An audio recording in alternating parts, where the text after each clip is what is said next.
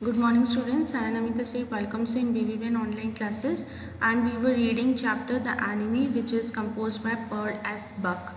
So in this chapter we will read about an American soldier and a Japanese surgeon, that how a Japanese surgeon protect American soldier and he helped him to get out of that country. Okay, so let's start the chapter.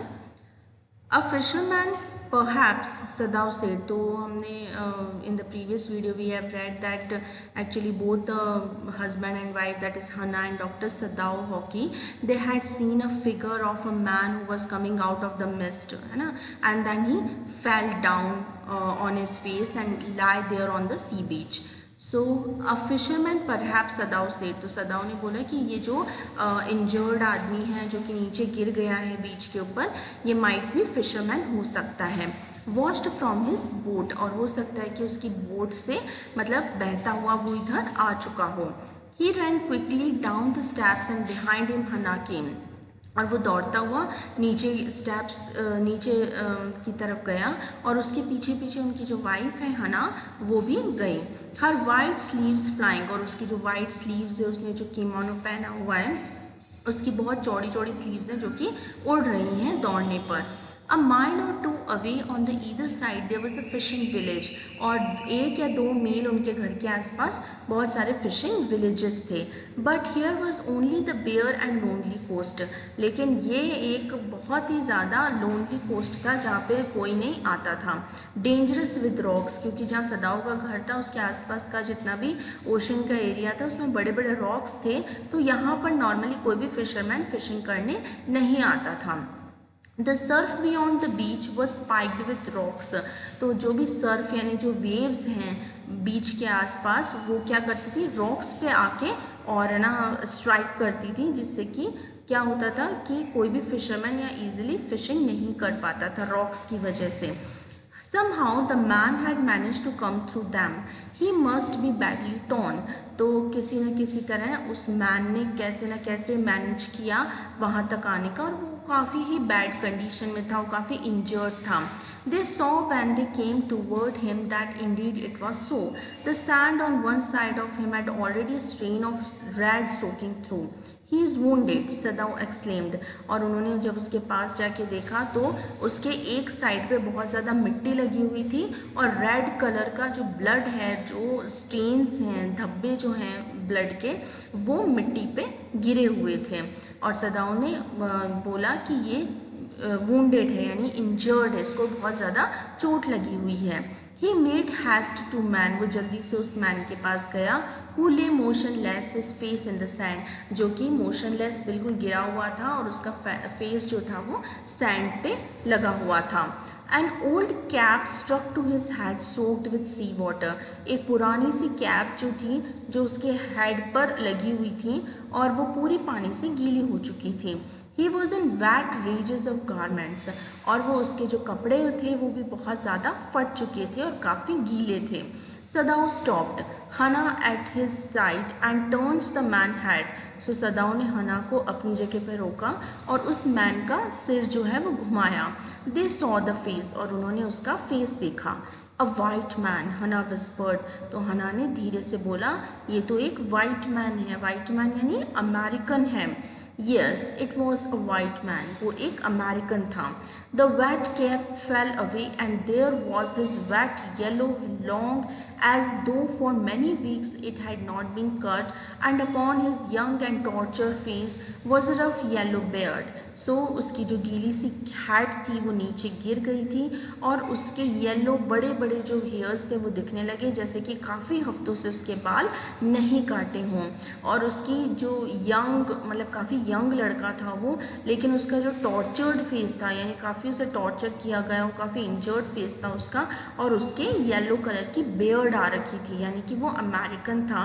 He was unconscious and knew nothing that they did for him, और वो बिल्कुल unconscious था, बिल्कुल उसे होश नहीं था, उसे नहीं पता कि सदा और हना उसके साथ में क्या कर रहे हैं. Now Sadao remembered the wound and with his expert fingers he began to search for it.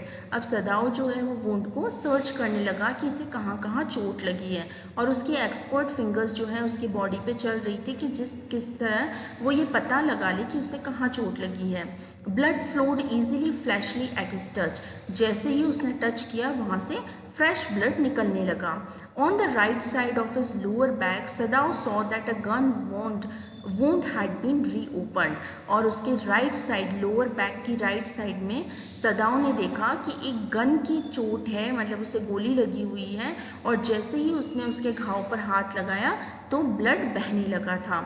The flash was black and with powder. और जो गन की जो बुलेट होती है उसका जो पाउडर होता है ब्लैक ब्लैक कलर का वो उसके चोट पर लग चुका था और वो चोट कैसा हो चुका था, ब्लैक कलर का हो चुका था उस पाउडर की वजह से.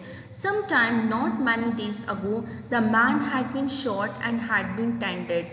It was bad chance that the rock had stuck the wound. So some मतलब काफ़ी दिनों तक ऐसा लगता है कि इसको काफ़ी टाइम पहले गोली मार चुका है कोई, मतलब काफ़ी टाइम पहले इसे गोली लगी है और अभी तक इसका प्रॉपर कोई भी ट्रीटमेंट नहीं हुआ है. मे बी रॉक से टकराने की वजह से इसका जो वुंड है वो और ज़्यादा फ्रेश हो गया है और उसी वजह से फ्रेश ब्लड जो है वहाँ से आने लग गया है. Oh, how he is bleeding, हना whispered again in a solemn voice. तो हना ने बोला कि देखो फिर से वो धीरे से सीरियसली वॉइस में, solemn मीन्स सीरियस, तो सीरियस सी वॉइस में हना फिर से बोल रही है कि देखो इसके तो खून निकल रहा है. The mist screen them now completely. और फॉग ने उनको सबको पूरी तरह से छुपा लिया है. And at this time of day no one came by. और इस समय वहाँ पर उस बीच पर कोई भी नहीं आता जाता. The fisherman had gone home and even the chance the beachcombers would have considered the day at an end. Fisherman भी अपने घर जा चुके हैं और इवन जो बीच कॉम्बर्स जो ऐसे घूमने आते हैं बाय चांस बीच पर, वो भी आज पूरा दिन निकल चुका है, अब उस समय कोई नहीं आता वहाँ पर. What shall we do with this man? सदाओ मटर्ड. अब सदाओ ने धीरे से विस्पर किया कि हम इस इंसान के साथ, इस मैन के साथ क्या करें. But his trained hands seemed of their own will to be doing what they could do stanch the fearful bleeding.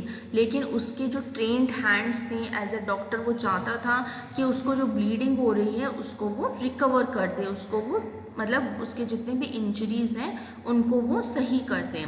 He packed the wound with the sea moss that strewed the beach. और बीच के पास में जो सी moss थी, जो हरे colour की जो घास type होती है, एल्गी टाइप होती है, उसने उसको लेकर और उसके वुंड को ढक दिया.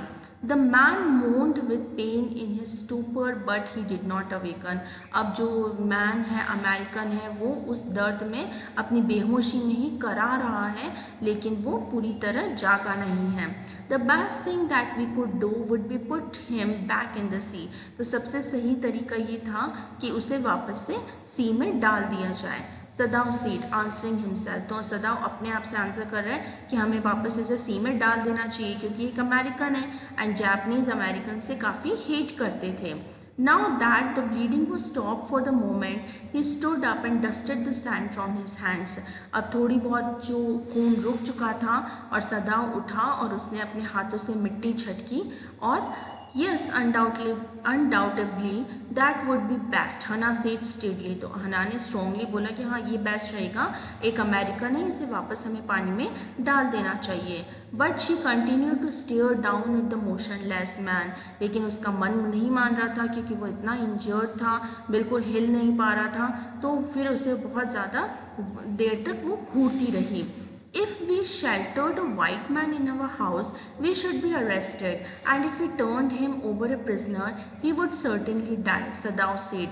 तो सदाओ ने बोला कि अगर हम एक वाइट मैन को एज अ डॉक्टर उसे सिंपैथी हो रही है, तो वो बोल रहा है कि अगर हम एक वाइट मैन को अपने घर पे पनाह देते हैं तो हमें गवर्नमेंट अरेस्ट कर लेगी, और अगर इसे प्रिजनर के तौर पर हम इसको गवर्नमेंट के दे देते हैं तो ये बिल्कुल ही सर्टेनली मीन्स श्योरली, ये श्योरली मर जाएगा क्योंकि इसका कोई भी ध्यान रखने वाला नहीं है. बिकॉज वो क्या है, अमेरिकन है, उनका दुश्मन है, एनिमी है, तो एनिमी का कौन ध्यान रखेगा. तो ये मर जाएगा, ठीक है।